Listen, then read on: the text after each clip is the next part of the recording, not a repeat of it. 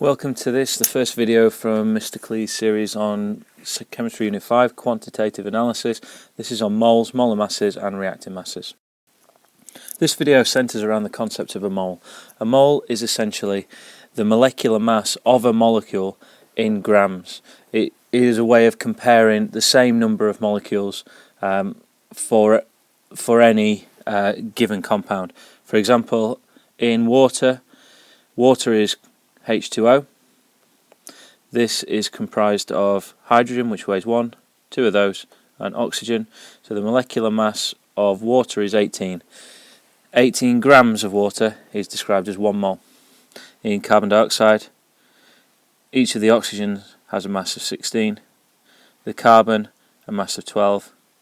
The molecular mass of carbon dioxide is 44, so 1 mole of carbon dioxide is 44 grams.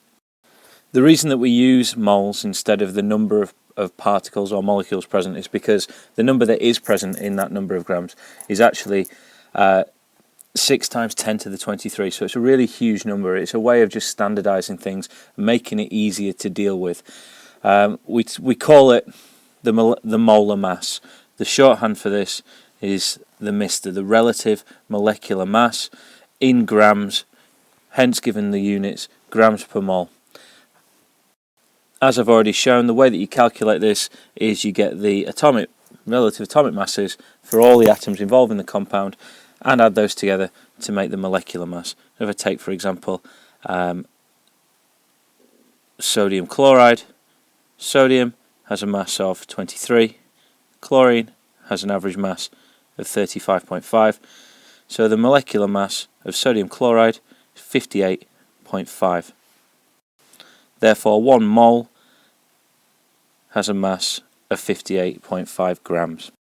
This equation here can be used to calculate the number of moles from the mass and the molar mass, or the mass from the molar mass and the moles, or any variation of that calculation. It essentially says that the number of moles that you have is equal to the mass in grams divided by the molecular mass. This slide is the biggest take-home message from this video. With it, you can calculate the number of moles that you have, you can calculate the molar mass from a number of moles and mass, and you can calculate the mass of a compound that you have from its molar of mass and from the number of moles that you've been given. In the rest of this video there are a number of calculations. Feel free to pause it at any time and have a go at any of the calculations yourself before you see my explanations. This question here is asking you to calculate the number of moles. To do that, you take the mass in grams and divide it by the molar mass. As previously shown, the molar mass of water is 18. So by dividing 36 by 18, you get the number of moles, which is 2. In this question here, you're being asked to calculate the molar mass. So in this example, you get the atomic mass of magnesium. Add that to the atomic mass of hydrogen and oxygen times by 2. Be careful in this situation of these two brackets here. Oxygen plus hydrogen is 17. Multiply that number by 2. It gives you 34. Added to 24 gives you 58 grams per mole for the molecular mass of magnesium hydroxide. Please take this opportunity to try these calculations before looking at the solutions. There is a mistake on this slide. The molecular mass of carbon is 12. So the number of moles of carbon you have in 6 grams is the mass, 6 divided by the molecular mass, the relative molecular mass, giving you 0.5 moles. In this situation here, sodium hydroxide, the first step is to calculate the molecular mass of sodium hydroxide, which is 23 for sodium, plus 16 for oxygen, plus 1 for hydrogen, giving you 40. Divide the number of grams, divided by the molecular mass, giving you 0.5 moles. The rest of this video will be concerned with conservation of mass in chemical reactions and using this principle in chemical reactions. Reminder that in a conservation of mass, essentially the mass of the reactants that you have before is the same as the mass of the products made in the reaction. This is because there's no new atoms created or anything destroyed in the reaction when it takes place. First reaction we're going to look at is the thermal decomposition of calcium carbonate into calcium oxide and carbon dioxide. First thing to do when given any equation is to work out the molecular masses of the compounds involved. In this case, calcium has a mass 40, carbon 12 and 3 oxygens 48, handily giving you a molecular mass calcium carbonate of 100. Calcium oxide is 40 plus 16, and carbon dioxide, as previously shown, is 44. When you add these two up, you should be able to see that that also equals 100, thus proving the conservation of mass principle. Any thermal decomposition of calcium carbonate, whatever the quantity, will stay in the same ratio of this. You can use your equation that you had before and get the mass of calcium carbonate that you have divided by the molecular mass, which will give you the number of moles. In this equation, because we have a 1 to 1 to 1 ratio, if you've got 2 moles of calcium carbonate, you'll have 2 moles of everything else. So 2 moles of calcium oxide is 112 grams, 2 moles of carbon dioxide is 88 grams. In the second question, if you take the mass of carbon dioxide formed and divide it by the molecular mass of carbon dioxide, you get 0.75 moles. That's the number that you need to multiply by 100 by to get the answer for what you started of in calcium oxide. You can check that by doing your calculations again. You should get 42 grams of calcium. This example here is slightly different because in this situation you've got 2 moles of hydrogen reacting with 1 mole of oxygen to form 2 moles of water. So you've got 4 grams of hydrogen reacting with 32 grams of oxygen to form 36 grams of water. If you had 6 grams of water, you divide that by the molecular mass of hydrogen to give you 3 moles. Because in this situation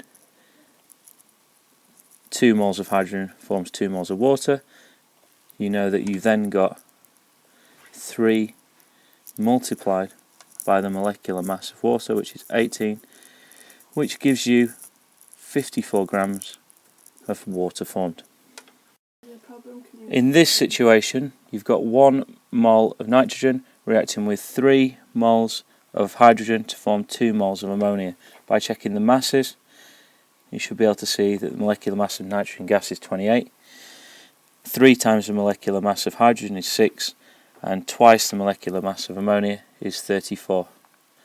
Mass is conserved in this reaction. So if you apply that in this question here, where you're given the mass of nitrogen gas, if you want to work out the number of moles, the equation that you use is moles is equal to mass divided by the molecular mass. In this case, you have 0.1 moles of nitrogen gas in this reaction. That would mean that you had 0.3 moles of hydrogen gas and 0.2 moles of nitrogen gas of ammonia, because of the 1 reacting with 3 to 2 ratio involved in this equation. This question is essentially asking you that very same thing. If you put those numbers in here and work out the number of moles by doing 2.8 divided by 28, giving you the 0.1 answer that you had before, then you should be able to apply that. Because of the 1, 3, 2 ratio, you have 2 moles of ammonia, or 0.2 moles of ammonia, or 3.4 grams of ammonia. This is the final example I have for you on this video, the most complicated one. The first thing to do with any question is to put in the molecular masses. So magnesium has a molecular mass of 24. There are 2 atoms of magnesium present.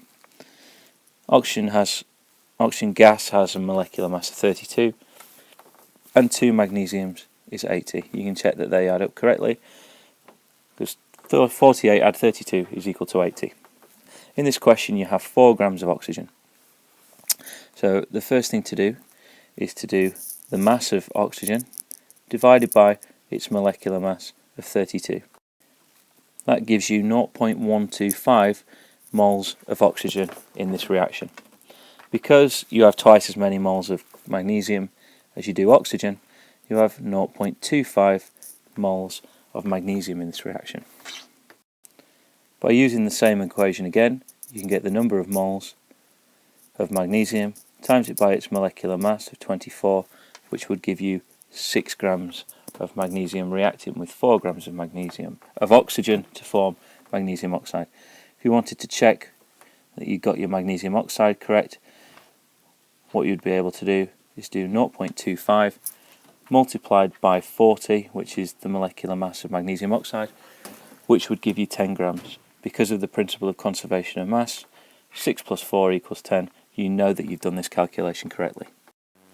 So in summary, this is the main thing to take from this video, that with the mass and the molar mass you can work out the number of moles, or if given the number of moles and the molar mass you can calculate the mass in grams.